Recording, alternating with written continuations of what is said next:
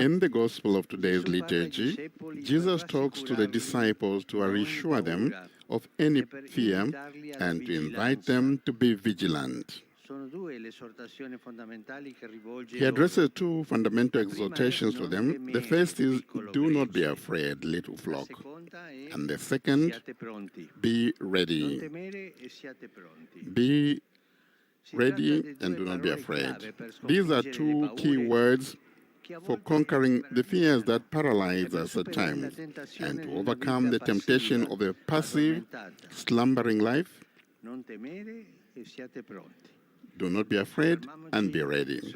Let us look at these two invitations. Do not be afraid. First of all, Jesus encourages the disciples. He has just finished speaking to them about the loving and provident care of the Father, who cares for the little lilies in the fields and birds of the air, and therefore all the more for his children. So there is no need to worry and fret, for our lives are firmly in God's hands. We are encouraged by Jesus' invitation not to fear. Indeed, at times, we feel imprisoned by a feeling of distrust and anxiety. It is the fear of failure, of not being acknowledged and loved, of not being able to realize our plans, of never being happy. And so we struggle to find solutions, to find space in which to thrive, to accumulate goods and wealth, to obtain security. And we end up living anxiously. We end up living constantly worrying. Instead, Jesus reassures us, do not be afraid.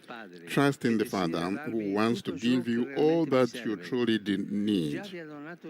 He has already given you his Son, his kingdom, and he will always accompany you with his providence, taking care of you every day. Do not be afraid. This is the certainty your hearts should be attached to. Our hearts should be attached to this certainty. Do not be afraid. But knowing that the Lord watches over us with love does not entitle us to slumber, to let ourselves succumb to laziness. On the contrary, we must be alert, vigilant. Indeed, to love means being attentive to the other, being aware of his or her needs, being willing to listen and to welcome, being ready. The second invitation is be ready. The second invitation is a Christian wisdom. Jesus repeats this invitation several times, and today he does so through three short parables centered on the master of the house who, in the first, returns unexpectedly from the wedding banquet, on the second, does not want to be surprised by thieves, and in the third, returns from a long journey. The message is the same all the time. It is necessary to stay awake, not to fall asleep. That is, not to be distracted, not to give in to inner idleness, because the Lord comes even in situations we do not expect him. Do not sleep. Let us stay awake. At the end of our life, he will call us to account for the goods he has entrusted to us. Therefore, being vigilant also means being responsible. That is, safeguarding and administering those goods faithfully. We have received so much: life, faith, family, relationships, work, but also the places where we live, our cities, creation. Let us ask ourselves, do we care for this inheritance the Lord has left us? Do we safeguard its beauty, or we use things only for ourselves and for our immediate convenience? We need to think about this. Are we custodians of all this inheritance? Brothers and sisters, let us walk together without fear, in the sentence that the Lord accompanies us always. Let us stay awake, lest we be asleep when the Lord passes by.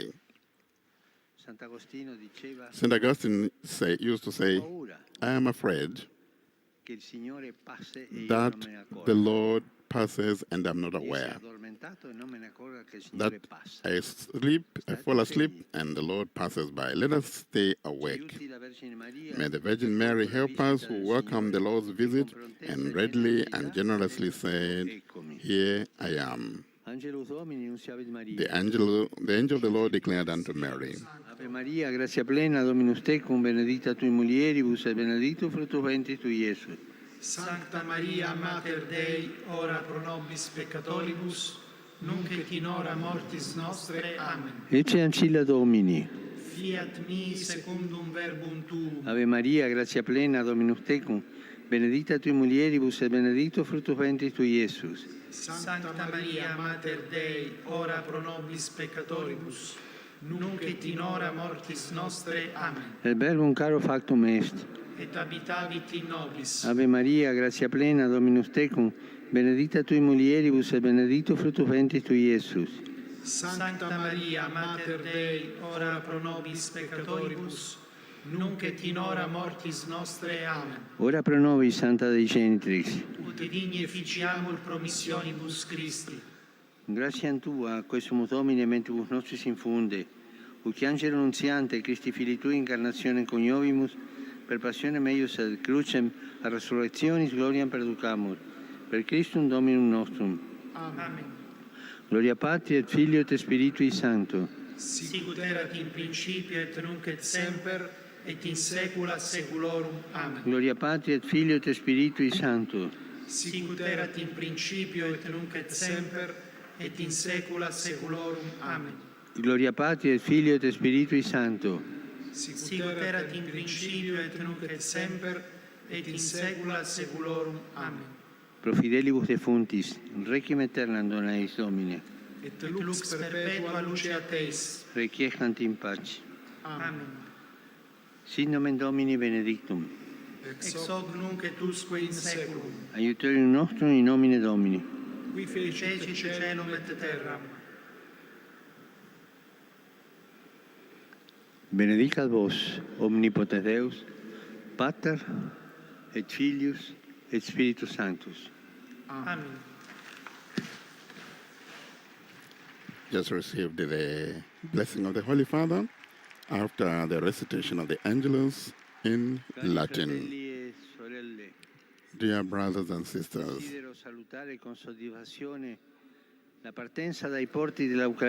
would like to salute with satisfaction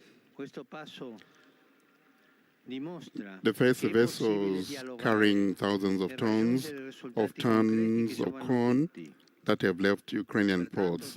The Holy Father says this is a sign that an international agreement allowing the export of grain is a sign of hope, and that we can reach towards the end of the war and peace. The Holy Father also making reference to the 12 people who were killed in a tragic bus accident after a Polish bus carrying pilgrims traveling to Medjugorje carried off a road in Croatia. And also Pope Francis making reference to the European Youth Pilgrimage, which was being held from the 3rd to today in Santiago de Compostela, Spain. That the Holy Father wishing young people that their lives will be a pilgrimage towards other people, towards service and towards joy. And also greeting now the pilgrims in the square. Pilgrim from Malta. Saluto il gruppo di 𝒃𝒂𝒏𝒂𝒏, i giovani della diocesi di Verona e quelli dell'oratorio Don Bosco di Tolmezzo. Auguro a tutti una buona domenica. Holy Father greeting various pilgrims Non dimenticatevi di pregare per me. and saying, I wish you a lovely Sunday, and please do not forget to pray for me. Enjoy your lunch and 𝒕𝒵𝒊𝒍𝒂𝒂𝒏. So the Holy Father has made reference also to his satisfaction about the international cooperation that have seen the first vessels carrying thousands of tons of corn leave Ukrainian ports, and has offered his condolences to victims of a Croatian accident, of a bus that was in an accident in Croatia carrying Polish pilgrims. And that brings us to the end of the 7th August 2022 Angelus. I'm Father Paul Samasumo on behalf of Vatican Media. Big thank you to all who have made this transmission possible, and to our partner broadcasters. Laudetur Jesus Christus. Praise be Jesus Christ.